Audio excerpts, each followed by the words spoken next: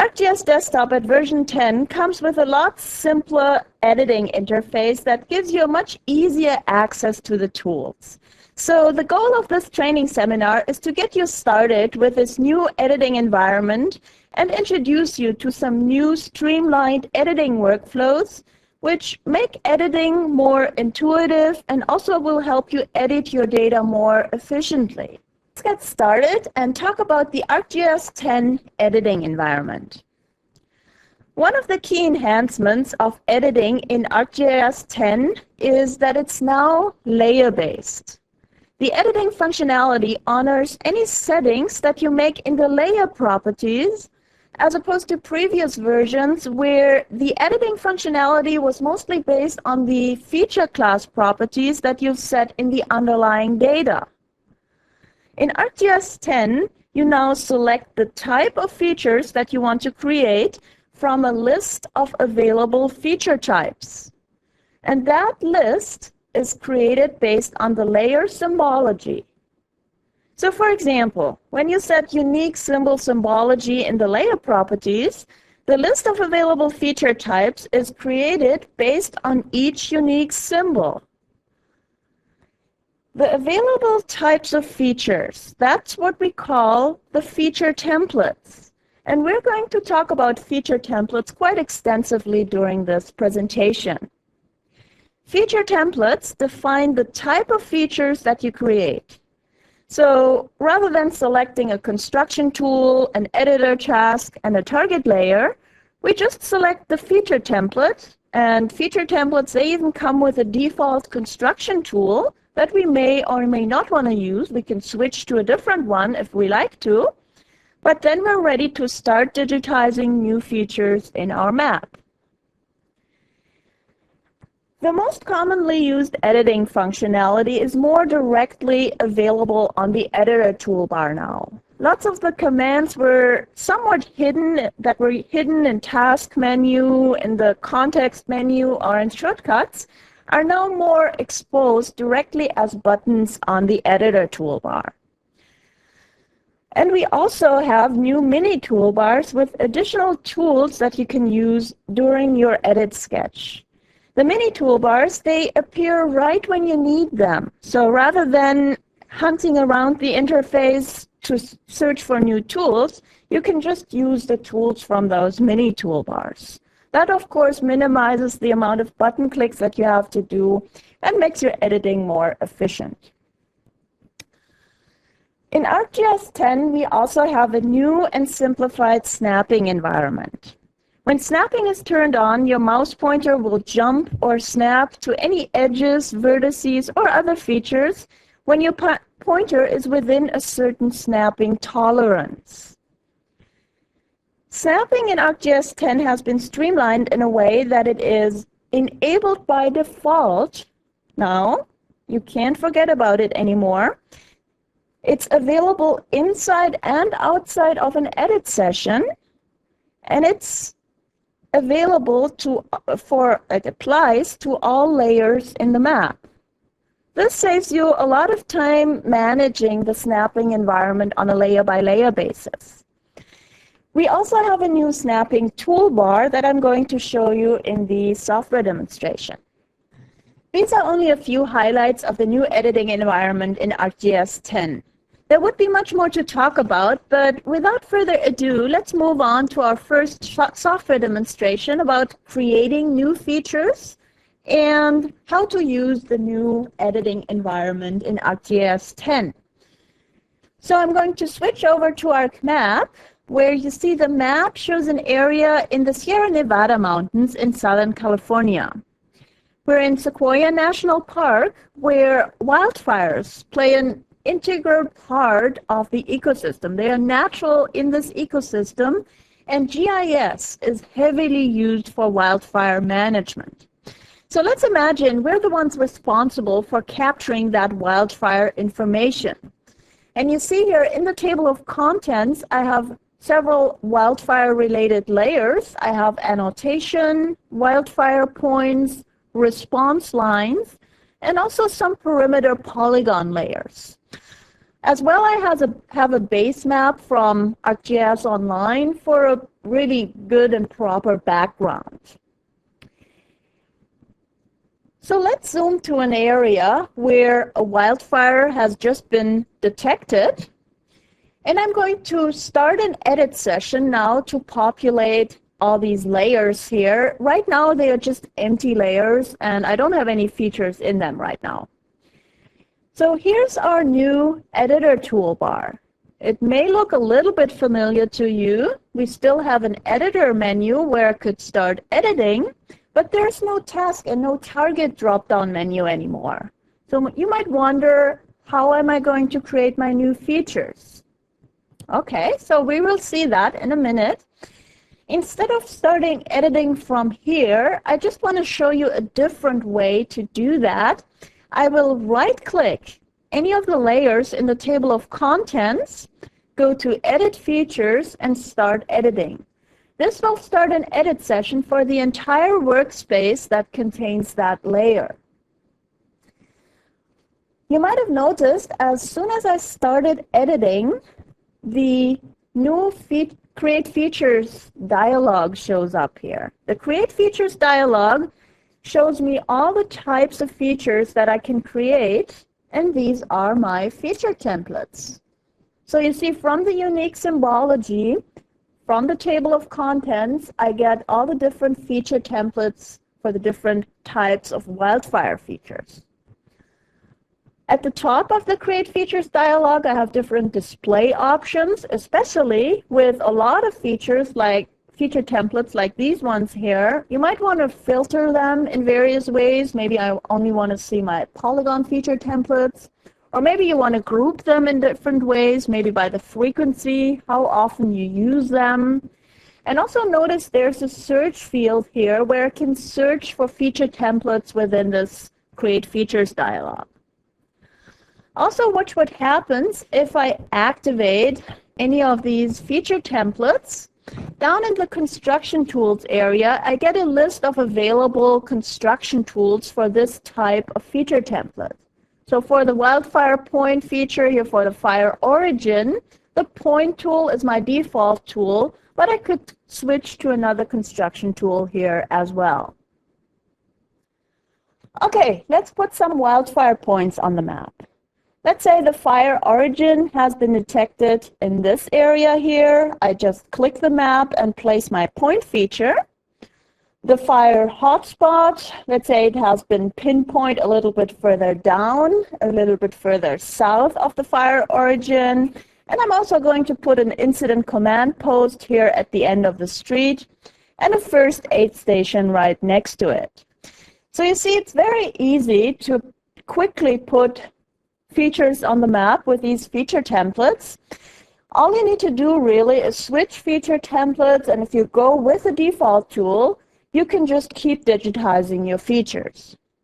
Now watch what happens when I switch over to a feature template of a different geometry type.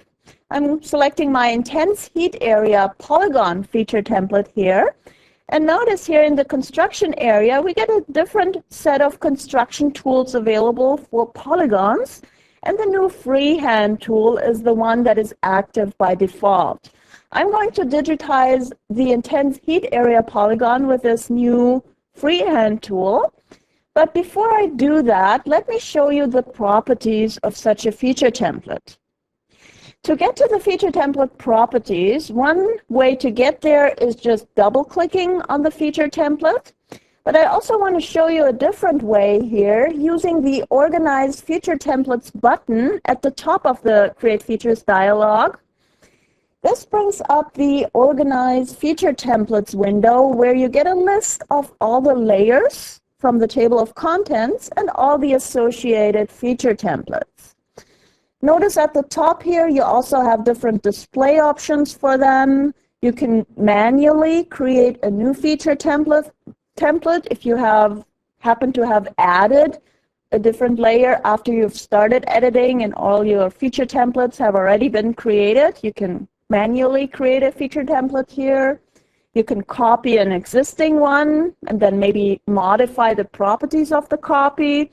Or if you're not working with a feature template anymore, it might be a good idea to delete it as well. But what I want to show you here are the feature template properties. If I go to the properties here, you see a feature template. It comes with a name. That's the name directly from the layer symbology, from the unique symbol symbology. And optionally, I could put in a description here. So let's put in infrared intense heat as a description for these new polygons. You see also I can put in some additional tags. Tags are used for searching and organizing feature templates. You saw earlier we have that search area in the Create Features dialog. The search uses the tags and also the description that you put in here in the template properties. Further down, you see we can set which of the available construction tools you want as a default tool. So right now we leave the freehand tool as a default tool. That's a good one that I want to show you. The drawing symbol, this is directly fetched from the unique symbol symbology from the layer properties as well. And then notice that the target layer has been hard-coded into these template properties. So this is the layer where the new features will be stored. The concept of a target layer has been integrated into these feature templates, and you see it here in the properties. Down at the bottom of the dialog, you see all the attributes that the new features will have. And again, we have different display options here. Especially if you had a lot of attributes, it might be a good idea to sort them alphabetically. And we also have different options how we can view them, whether we want to see the field aliases or the names. And there's also a description for each field at the bottom of the dialog, and we can turn that on or off. But the most important thing I want to show you here for these attribute fields is I can set default attributes right from within the template properties here. The default attribute is an attribute that the new features will automatically inherit, so I don't have to worry about these attributes anymore. So for example, if an attribute will be the same in all the features that I'm going to create, let's say all my intense heat area polygons will be in Sequoia National Park in this region, why don't I put Sequoia National Park as a default attribute? And I don't have to retype it every time I create a new feature. All right, so let's click OK here. Let's close the Organize Feature Templates dialog, and let's digitize a new intense heat area. So with my freehand tool active, I click on the map to start, and now I just hover my mouse pointer over the area that I want to capture. And you see it's very quick and easy. It takes a little bit of concentration though. And then I click to finish the sketch. This is different than with the other tool. I just click once to finish the sketch. So let's imagine this is our intense heat area. To assign some attributes to it, we still have the Attributes button on the Editor toolbar. And you see the Attributes dialog. It's one of these dockable windows. It docks automatically on the side here. I will actually auto-hide my Create Features dialog here just to get a little bit more real estate. And in fact, it's a good idea to do that with the table of contents as well. So back to the Attributes dialog. You see the Attributes dialog has been redesigned a little bit. We have a toolbar at the top now, again with different display options for the attributes. But everything else is pretty much the same. We have the selected feature here showing up in the Attributes dialog. And notice, well, the default attribute has been assigned to the new feature. We don't have to set that one anymore. All I'm going to do is put in a fire name here. And let's say this is the Cascade Fire according to the creek that is nearby. All right. And also for the attributes dialog, it's a good idea to auto hide it on the sidebar here so that I can reuse it later. Okay, so let's clear the selected features. The next thing I want to show you is how to create a line feature. Actually, I'm going to digitize an uncontrolled fire edge response line feature along this eastern boundary of the intense heat area. Let's say the fire, it's spreading in this southeastern direction, and the uncontrolled fire edge runs right on top of the intense heat area polygon. So what I'm going to do, I'm going to use the trace tool. And notice the trace tool on the editor toolbar. It's right on top of the tool palette, so I'm activating it from here. But before I start my trace, I will also set my snapping environment. You see here's our new snapping toolbar, and you see all the snap agents, all the snap types are on by default. I don't need point snapping, I don't need end snapping, or I don't need vertex snapping, so I'm turning these snapping types off. All I really need for tracing the polygon edge is the edge snapping. Also, I will modify the snapping tolerance. To get to the tolerance, I go to the snapping menu, to the options, and you see here we can type in a different snapping tolerance. At the bottom of the dialog, you see we also have different options for displaying the snap tips.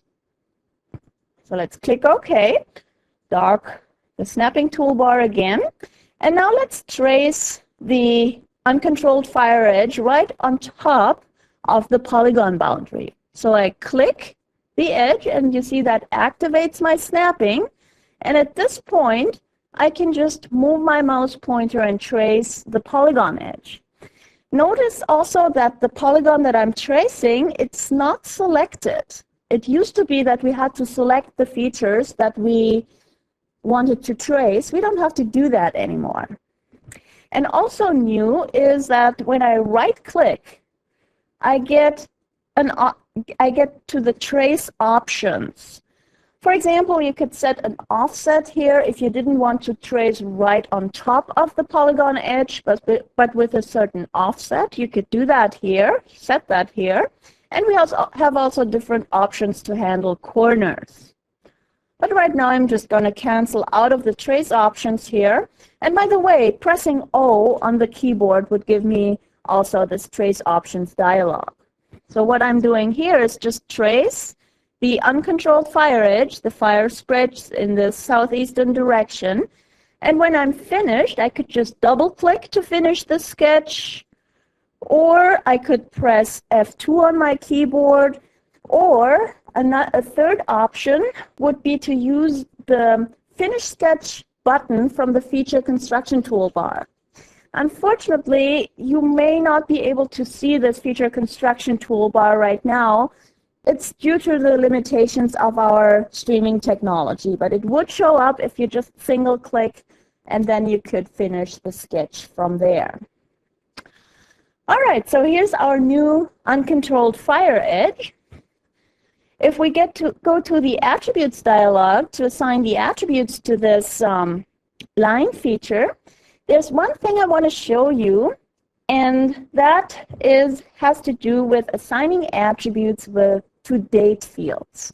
Notice there's a timestamp attribute here, and if I click this timestamp attribute field, it's implemented as a date field. You see I get a calendar command where I can easily pick today's date from this calendar. It actually fetches it from the computer's clock. All right. One last thing I want to show you in this demo before we go back to the presentation part, and that is, what if I wanted to create annotation features in here? In ArcGIS 10, the annotation toolbar has been removed, and the functionality for creating and editing annotation has been integrated into the feature templates. So you notice here at the bottom, I also have feature templates for annotation. So all I really need to do is activate one of these wildfire annotation feature templates. And you see at this point, the annotation construction window shows up. Here I can type in my annotation text. I get different options for formatting the annotation before I would place it. Okay? But let's go back to the presentation part now and recap what we've just talked about. All right, so you've seen me using feature templates for creating new features. Feature templates define all the information that you need to create a new feature. So the target layer where the new feature will be stored, the symbol to draw the new features, and also the default attributes. The default tool that you use to create a new feature, you can set it also in the feature template properties. Feature templates also have a name, a description, and some tags to help you organize them. Feature templates are automatically created from the layer symbology at the beginning of your first edit session. The first edit session in your map document, actually. So if you, for example, have unique symbology in a layer, such as you see here in the wildfire polygons, each symbol will translate directly into a separate feature template. So if you have a new layer in the data frame after you started editing, if you just added a new layer, it's really quick and easy to manually create a new feature template for it. All you need to do is go to the Organize Feature Templates dialog that I showed you and just manually create a new feature template there from the layer properties. Remember, there are also buttons to copy an existing feature template, and then you might want to modify the properties of the copy. Or if you're no longer working with a feature template, you might want to delete it as well to avoid some confusion. All the feature templates in a data frame and everything I set for the feature template properties is stored in the map document. Or if you save out the layer to a layer file, or maybe for sharing, you might want to save it out to a layer package or map package, all the feature template information will be stored in that layer file as well. Another key concept in ArcGIS 10 in the new editing environment is an easier access to the functionality. Lots of the frequently used commands have been exposed as buttons on the editor toolbar. So, for example, the trace construction method is now the default tool from the palette, or the endpoint arc segment tool that you see here, it's a button on the editor toolbar. Also, we have buttons for the edit vertices, the reshape features, and the cut polygon functionality, and I'm going to show you that in the next software demonstration. The new mini toolbars provide functionality right when you need it. So, for example, as soon as you start digitizing new features, the feature construction toolbar shows up with tools that you might want to switch to. So here's the feature construction toolbar. It shows up as soon as I start digitizing features with a line tool or with a polygon tool, and it gives me other tools that I might want to switch to. So for example, there is the trace that I'm going to show you actually in the next software demonstration. It comes with a whole tool palette. If you click the drop-down menu here, you get all these other tools that you may want to switch to. And it also has buttons for constructing the next segment parallel here or perpendicular to the previous segment. It also has a Finish Sketch button, which can really become handy once you're ready to commit your edits to the database, and also an Undo button, which for obvious reasons is handy as well. The edit vertices toolbar is another mini toolbar that appears when you're editing existing features. It actually appears when you go into Edit Vertices mode when you click this button here on the Editor toolbar. And you see it has buttons on it, tools to modify sketch vertices, to add or delete sketch vertices, or to finish the sketch or go to the sketch properties. And we're going to see this toolbar in action in the upcoming software demonstration as well. All right, so in summary, our digitizing workflow has been streamlined a lot. Starting an edit session, you can either do it from the editor toolbar, or you can right-click on any layer in the table of contents and start an edit session for the layer and for the entire workspace that contains the layer. You set your snapping environment in one central location, and that's the snapping toolbar. And then you choose a feature template from the Create Features dialogs. Feature templates are created at the moment when you start your edit session, and they also come with a feature construction tool, with a default tool that is active. So you might want to go with a default tool or switch to a different feature construction tool. Then you're ready. Then you're ready to create your new features in the map, assign your attributes, or maybe you might want to set some default attributes in the feature template, so you don't have to set them later on anymore. After you're done, you save your edits as always, and you stop editing. And in the moment when you stop editing and save your edits, that's when your features are committed to the underlying database. Let's move on to our second topic for today, which is editing existing features.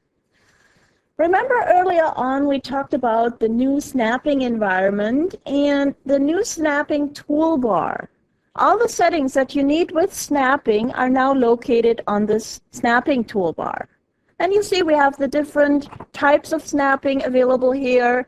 We can turn off any type of snapping that we don't need, but all the snapping types are enabled by default, and also snapping is enabled by default. So as you've seen in the demo, we can also set the snapping tolerance. We do that here from the snapping menu, go to the options, and also have some different options for the snap tips. Another big improvement about snapping is that it's available now all across ArcMap. That means it's not limited anymore to just an edit session. For example, let's say we're georeferencing a raster or a CAD file. We can use any of the snapping parameters that we've set on the snapping toolbar. Or if you're measuring a distance with a measure tool, all the snapping parameters are available to you there as well. There are also a few efficiency enhancements that I'd like to point out before we go to the next software demonstration. First of all, there's an improved selection experience, especially when you select features that coincide with other selectable features. So when you select features to edit, you don't want to be hunting around the interface and manage your selection. What happens actually when you click on a feature, like this street feature that coincides with a park feature, a new mini toolbar shows up with just one tool on it. This tool is the selection chip. The selection chip allows you to toggle through this list of selectable features, these coinciding selectable features. So right now I have the street selected, but if I wanted to select the park, I would just click the selection chip here, or I could bring up the list of selectable features here and explicitly pick the park here to select it. So this makes it much easier to toggle through this stack of selectable features. You might be wondering, didn't I use the N key on my keyboard before to do that, to toggle through a list of selectable features? Yes, it's still available. The N key is still available, but the selection chip provides a much more graphical method to choosing which feature you want to select. Another big improvement of the editing functionality is multiple vertex editing. So what you can do now, you can select multiple vertices at the time and move them, for example, to a different location. Or you can delete multiple vertices at the time. We have this multiple vertex operation where you can do these edits with multiple vertices at once, which of course saves you a lot of time. Also, you can select a segment. Maybe you want to select a segment and move it. Or you can change a straight segment, for example, to a circular arc or a Bezier curve. This, again, makes it easier to digitize features more accurately or represent them more accurately. All I really need to do is right-click on the straight segment and replace it with a circular arc. I will show you that in this next software demonstration. So we're going back to ArcMap here, and you see we're switching scenarios. We're moving on to an urban scenario. We're in a city in the Midwestern United States here. And you see I have streets and parks in my table of contents. The scenario is that the data has been undergone some quality control, and quality control has turned up quite a few errors that I need to fix in my edit session. So I'm going to right-click on any of the layers, start editing here through Edit Features, start editing. Remember, this starts an edit session for all the layers in that workspace, and it also creates my feature templates. So you see right now here I have a feature template for my streets, but well, my parks layer is turned off, so I can't see my parks feature templates. The parks feature template shows up as soon as I display the parks layer. But I'm going to turn that one off for now. And I also am going to hide the Create Features dialog and the table of contents because I want to get some more real estate here.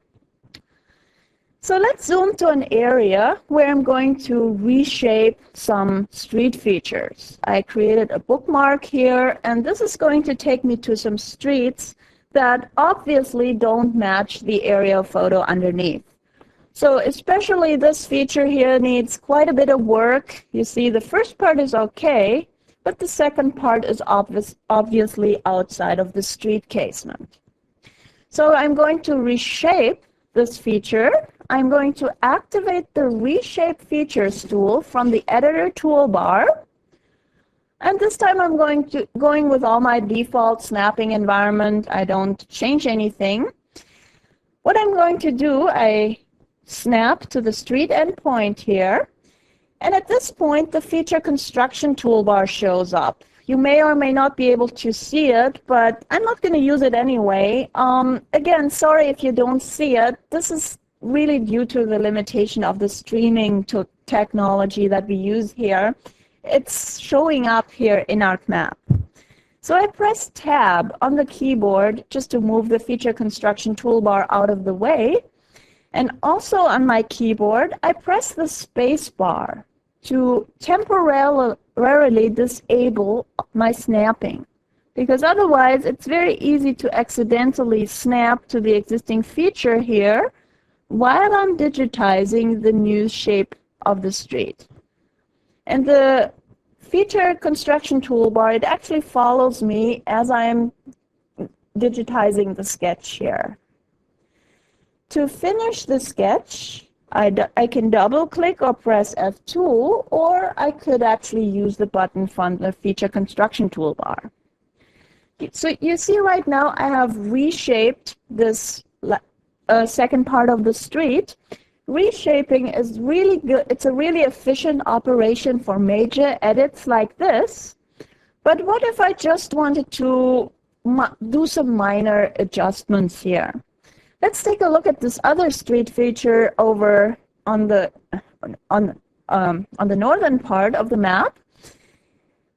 You see, again, we have to adjust it. It's outside the street casement. What I'm going to do is I'm going to enable vertex editing for some minor adjustments here. So I click vertex editing, And you see my Edit Vertices toolbar shows up. Also, notice in the sketch, the Edit Vertices appear. So what I'm going to do now is use my Modify Sketch Vertices tool to draw a box right around a few of these vertices, and you see I selected them all at once. What I can do now, I drag any of them into the street casement, and actually I drag all of them at the same time. I move them all at the same time into my street casement. And then finish the sketch will actually create a new feature for me. So this operation, this multiple vertex operation, it's really efficient for adjusting some shapes, for doing some minor edits on your features. Now the last thing I want to show you in this area is how to change a segment. I have a different bookmark here, and I'm going to show you a street here. It's actually a curved street, but if I go to the edit sketch, if I display the vertices, you see it's being digitized with a lot of straight segments here. That's how we used to do it until a couple of years ago. We used to digitize curved features as a series of small straight segments. But what I can do now is I can replace these straight segments by a circular arc and represent the feature actually with a true curve. So what I'm going to do, I will activate the Delete Vertices tool, and first of all, delete these three middle vertices here. You see, this will give me a straight segment. So right now, I've represented the street just with a straight segment. And when I double-click on it to get back into Edit Vertices mode, that's another way to get back. If I right-click on my straight segment, I get the Change Segment menu option here, and you see I can change it to a circular arc or a Bezier curve. I'm not going to do the Bezier curve. I'm doing the circular arc, and you see if I adjust it, I now represented the feature with a true curve with a circular arc. All right, let's zoom to a different part of town where I'm going to split a street line feature, and also where I'm going to cut a polygon. So I have a different bookmark here. You see I'm zooming to a part of town where I have quite a few street center lines here. And you see, as a general rule, we try and split up center lines where they intersect with other streets, with other street center lines. Just this street here breaks the rule. You see, it's not broken up into separate features where it intersects with this other street. So I will have to cut it. I have to split it. And to do that, I use the Split tool from the Editor toolbar. All I really need to do is snap to the endpoint of the intersecting street. And if I click there, you see it splits the feature in two halves, in two pieces. Okay, so let's turn on the parks layer. I haven't worked with the parks layer yet, and you see I also have a park feature in this area. Also at this point, it's a good idea to switch over to the selection view in the table of contents. You see in the top here, we have different options to list the layers in the table of contents either by source, by visibility, or by the selection. And this gives me a good overview how many features from each feature layer are selected. And also you can set your layer selectability here. Okay, now watch what happens if I select this street feature here that runs through the park. This street feature coincides with a park polygon, and that's why the selection chip shows up. The selection chip gives me an easy visual option here to toggle through this stack of selectable features. I can also use the drop-down arrow here, and you see in this drop-down menu, I get this list of overlapping, coinciding features, And I can easily select the park feature. This is the one that I want to work on next. Quality control has turned up that this park has been divided into a northern and a southern half. And the street that runs through the park, that's our boundary line. So what I'm going to do, I'm going to cut this polygon by this existing street center line. To do that, I use the Cut Polygon tool here from the Editor toolbar. And with the Cut Polygon tool, I snap to the street intersection outside of the polygon here. Now I want to switch over to the Trace tool. And you see the Trace tool is also available here on the Editor toolbar. It's the one on top of the tool palette. So I activate the Trace tool, click again to activate my tracing, and now I can trace the existing street to cut my polygon. And in the end, I press F2 to finish the sketch. If we go back to the table of contents, you see now I have two parks features selected. And also in the attributes dialog here, this is where you see we have the northern part and the southern part.